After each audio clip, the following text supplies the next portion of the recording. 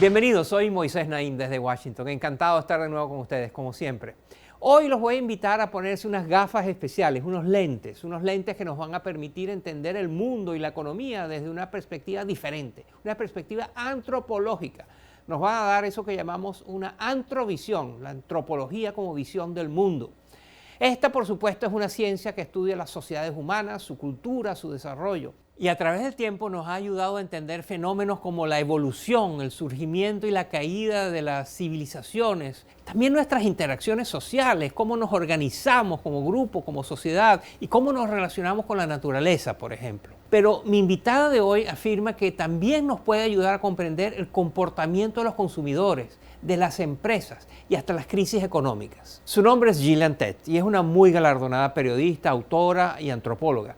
Tett lleva casi 30 años reportando sobre economía y finanzas. De hecho, fue una de las primeras personas en pronosticar la crisis financiera mundial del año 2008. Actualmente, Tett preside el consejo editorial y es la editora general en Estados Unidos del prestigioso periódico Financial Times de Londres. Tett ha reportado desde lugares tan diversos como Rusia, Japón, Estados Unidos, Bélgica. Y antes, cuando estaba trabajando en su doctorado en antropología, vivió en Tayikistán, un país en Asia Central.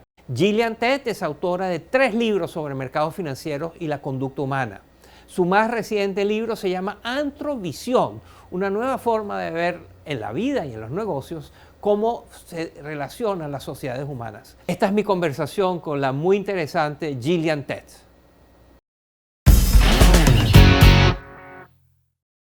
¿Por qué es la antropología útil para entender el mundo de los negocios, de las finanzas, del dinero? Well, a lot of people might think it's very strange to be drawing on anthropology because Bueno, mucha gente podría pensar que es muy extraño recurrir a la antropología, ya que es una disciplina que tiene un gran problema de imagen. Pareciera que fuese un poco como el profesor ficticio de arqueología, Indiana Jones, élites occidentales que viajan hasta lugares lejanos del mundo para estudiarlos, a menudo de una manera bastante condescendiente.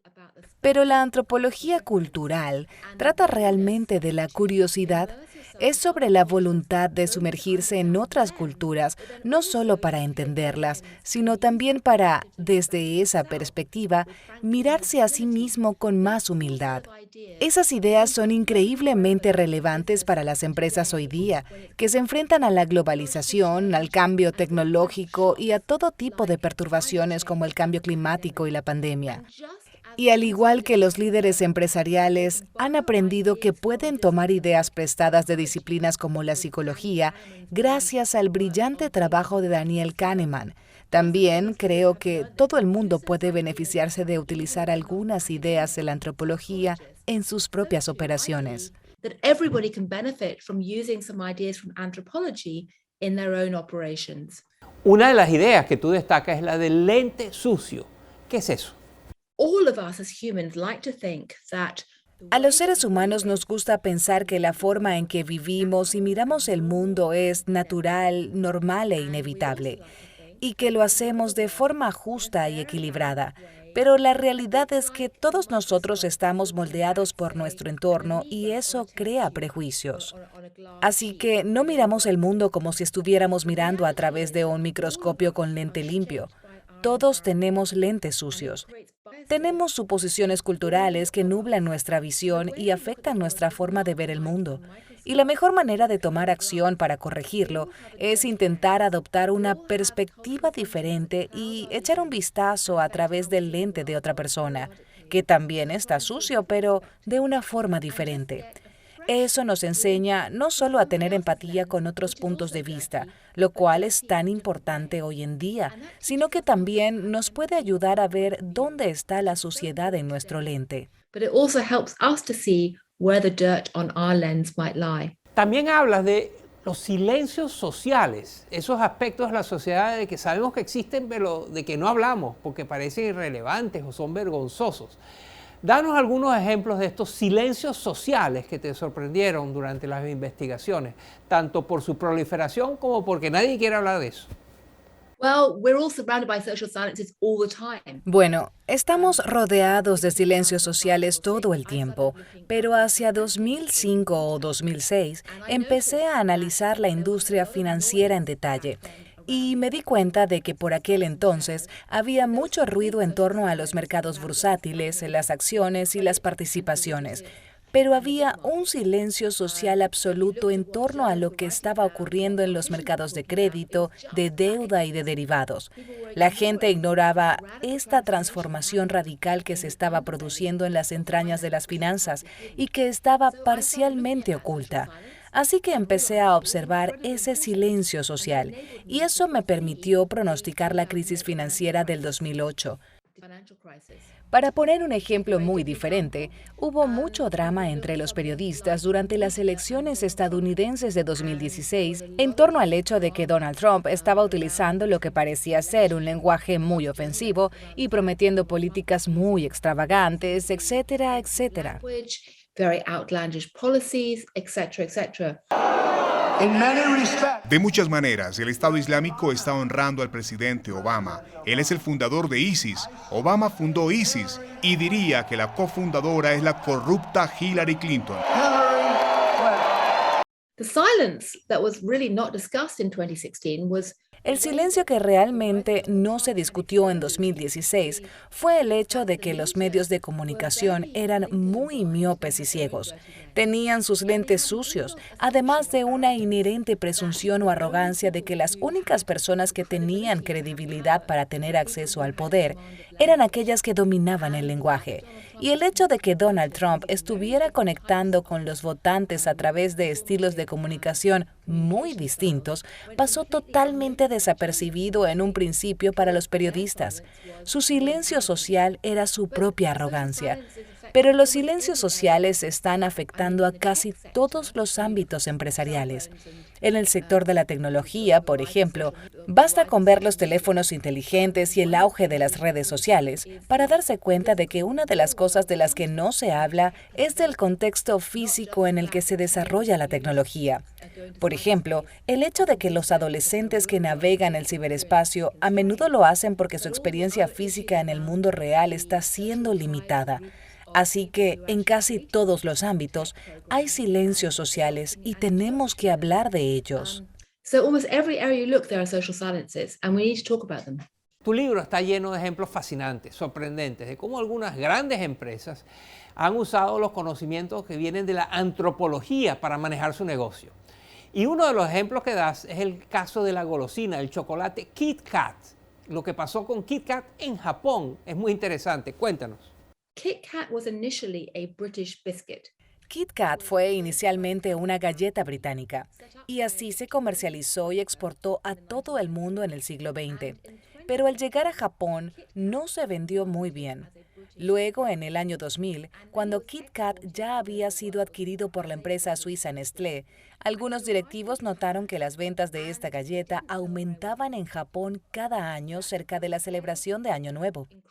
Cuando investigaron, se dieron cuenta de que algunos adolescentes japoneses estaban usando este chocolate como una especie de símbolo de buena suerte para sus exámenes, porque la palabra Kit Kat suena como la frase japonesa Kitokatsu, que significa venceremos.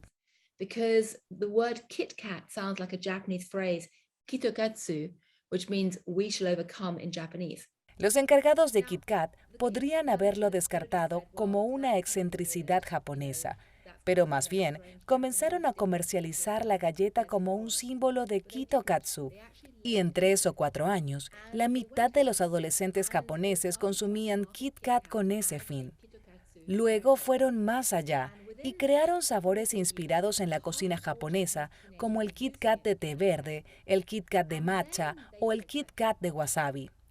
Y entonces el Kit Kat se volvió un producto tan local que los turistas que iban a Japón empezaron a comprarlo como un producto japonés y no como un producto británico. Más adelante, las barritas de Kit Kat de té verde empezaron a producirse en Alemania. Así que hoy día, una barra de Kit Kat de té verde es británica, suiza, japonesa, alemana. La respuesta es todas las anteriores. Y esto es un signo de la increíble creatividad e innovación que podemos tener cuando reconocemos que la cultura es moldeable, que no está definida. Es un principio que me encantaría que fuese acogido por todas las compañías que están desarrollando políticas de diversidad e inclusión en este momento, en lugar de ver a las personas en términos de categorías y casillas. También puede ser un principio maravilloso para la vida política, y sueño con que los políticos vean el mundo como una barra de Kit Kat. And I dream of politicians looking at the world like a Kit Kat bar. En el libro tú hablas de cómo las comunicaciones eficaces lograron detener la epidemia del ébola en el año 2014. ¿Cómo fue que se combinaron la medicina y las ciencias sociales en ese momento? ¿Cómo funcionó eso? Essentially, when Ebola hit West Africa, Básicamente, cuando el ébola golpeó el oeste de África en 2014, la Organización Mundial de la Salud y los médicos fueron con toda prisa y trataron de utilizar las ideas médicas occidentales para solucionar el problema. Así que implementaron lo mejor de la ciencia y la informática contra el ébola y no funcionó. En agosto de 2014, los Centros para el Control y Prevención de Enfermedades de Estados Unidos pronosticó que podrían morir hasta 1.2 millones de personas. forecasting that up to 1.2 million people could die. Normalmente con el ébola tratamos de adelantarnos, de llegar antes que el virus llegue a los pueblos, pero estamos absolutamente demasiado tarde. La semana pasada tuvimos cerca de 40 pacientes de una sola aldea. Es increíble, nunca había visto algo así antes. And it got worse and worse because La epidemia se agravó y se agravó porque los mensajes que estaban comunicando los funcionarios de la salud y las prácticas que estaban proponiendo para contener el ébola no funcionaban con la cultura local. No se entendían ni eran efectivos. Con el tiempo, cambiaron de rumbo y empezaron a trabajar con antropólogos y científicos del comportamiento para conseguir que sus mensajes y sus procedimientos fueran mucho más apropiados desde el punto de vista cultural. Y una vez que lo hicieron, se produjo un cambio radical que permitió controlar el ébola. De hecho, al final, calculan que solo murieron 20,000 personas, lo cual sigue siendo una tragedia terrible, pero mucho menos que los 1.2 millones de personas que se temía. and in fact in the end they reckon that only 20,000 people died, which is still a lot, terrible tragedy, but a lot less than the 1.2 million they feared. Now that's the good news. Esas son entonces las buenas noticias. La mala noticia es que tardaron 6 meses en aprender la lección. Y la peor noticia es que cuando llegó la COVID-19, algunas de las personas que habían trabajado con el ébola se dirigieron a los gobiernos de Estados Unidos y del Reino Unido y les dijeron: escuchen, hemos aprendido esta lección con el ébola. Por favor, ¿podemos asegurarnos de pensar en la ciencia del comportamiento así como en la cultura para elaborar las políticas? Y eventualmente sí escucharon, pero tomó mucho tiempo. Así que otro de los mensajes importantes de mi libro es que la gente tiende a asumir que las personas que viven en el otro lado del mundo, que les resultan extrañas y diferentes, pueden ser simplemente ignoradas. Y esa es una actitud muy peligrosa hoy en día, porque el mundo está muy integrado debido a la globalización. Todos estamos expuestos al contagio de los demás, no solo al contagio médico, sino también al financiero, al económico, al político, al cibernético. Y ese es, en muchos sentidos, uno de los mensajes de la COVID-19. And that in many ways is one of the messages of COVID-19. En el libro tú también mencionas cómo el uso de las mascarillas cumple otras funciones, además de detener la transmisión del virus y salvar vidas. ¿Cuáles son esos otros efectos que tiene el uso de las mascarillas en nuestra conducta? Well, that's another great example where people Bueno, ese es otro gran ejemplo en el que la gente podría y debería aprender lecciones de otras personas. Cuando el SARS y otras epidemias azotaron Asia, los antropólogos estudiaron el uso de mascarillas en lugares como Hong Kong, Filipinas, Taiwán y China, y se dieron cuenta de que las mascarillas son muy útiles no solo porque impiden que la gente transmita los gérmenes, sino por otras dos razones. Una es que el ritual de ponerse una mascarilla cada día sirve como un recordatorio, como una herramienta psicológica para que las personas cambien su comportamiento. es un estímulo. La otra es que ponerse la mascarilla es una señal para uno mismo y para los otros del respeto por las normas del grupo.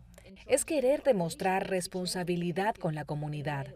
Y estos dos puntos son muy útiles cuando se trata de conseguir que una población cambie su comportamiento de tal forma que detenga la pandemia. Por el contrario, si los líderes políticos dicen, no nos importan las mascarillas, vamos a quitárnoslas, están enviando un mensaje de que no les importa proteger a los demás. Así que haber aprendido esa lección de Asia para traerla al mundo occidental habría sido muy sensato en una etapa temprana de la pandemia. Debieron haber escuchado a los antropólogos, pero no lo hicieron. They should have listened to the anthropologists. They didn't. Tú fuiste la cofundadora de una nueva publicación dedicada a temas ambientales, sociales, de buen gobierno. Las iniciales son ASG en español y ESG en inglés. ¿Cuáles son esos? ¿Qué significa eso? ¿Y cuáles son las consecuencias de que las empresas adopten a gran escala estos criterios? Well, when I first heard ESG, Bueno, cuando escuché por primera vez ASG como acrónimo, debo admitir que volteé los ojos y pensé, oh Dios, más palabras vacías. Me pareció muy hipócrita que las empresas hablen de hacer el bien, es ridículo. Pero luego investigué y me di cuenta de que, en realidad, detrás de ese acrónimo ASG hay un cambio de mentalidad. A los dirigentes de las empresas se les enseñó que lo único que les tenía que importar era ganar dinero a toda costa sin importar las consecuencias. Y la gente se ha empezado a dar cuenta de que cuando se opera de esa manera, las consecuencias terminan afectándote. Si solo te preocupas por los accionistas, puedes acabar haciendo cosas que dañen el medio ambiente y causen una reacción que acabe perjudicando a la empresa. Así que lo que está ocurriendo es que las empresas y las finanzas están ampliando la perspectiva para abordar cosas que solían ignorar, como los problemas de desigualdad, como la cadena de suministro, como las relaciones de género y raciales. El movimiento ASG refleja el hecho de que muchas personas reconocen que no podemos confiar en las herramientas del siglo XX, en la visión de túnel para resolver nuestros problemas. Necesitamos una visión lateral más amplia, ya sea para afrontar el cambio climático, la amenaza de una pandemia o cualquier otra cosa. Y el hecho de que la gente en el mundo corporativo y financiero esté buscando esa visión lateral o esa androvisión argumentaría que es un motivo de esperanza. or dare I say it, anthrovision, I would argue is also a reason for hope. ¿Cómo estos lentes sucios de los que tú hablas crean puntos ciegos que nos impiden ver y por lo tanto prepararnos para otro posible accidente global?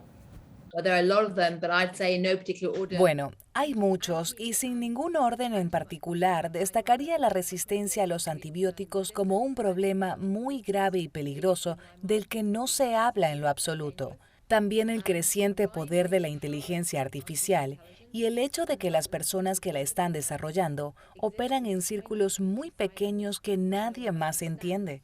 Y ahora mismo, mucho poder se ha puesto en manos de un número muy reducido de personas que no necesariamente quieren o tienen la capacidad de tomar grandes decisiones éticas. Another area of social silence is around the degree to which debt burdens keep rising. Otra área de silencio social está relacionada con las tasas de endeudamiento y cómo siguen aumentando. No hay manera de que el mundo occidental o incluso algunos mercados emergentes sean capaces de pagar sus deudas sin que haya una gran inflación, mucha opresión financiera o incumplimiento de pagos, reestructuración o algún tipo de implosión social.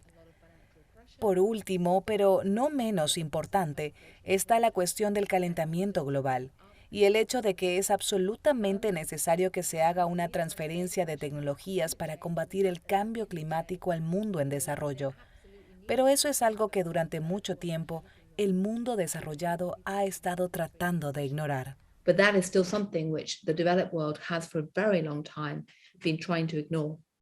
Gillian Tett, quien dirige el comité editorial del Financial Times en Estados Unidos. El Financial Times ciertamente muy conocido como una de las publicaciones más influyentes del mundo.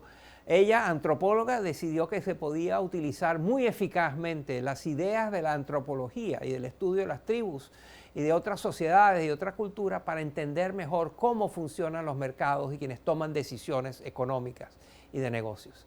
Ha sido una conversación realmente fascinante. Muchas gracias, Gillian, por estar con nosotros. Thank you very much indeed, and look forward to connecting another time.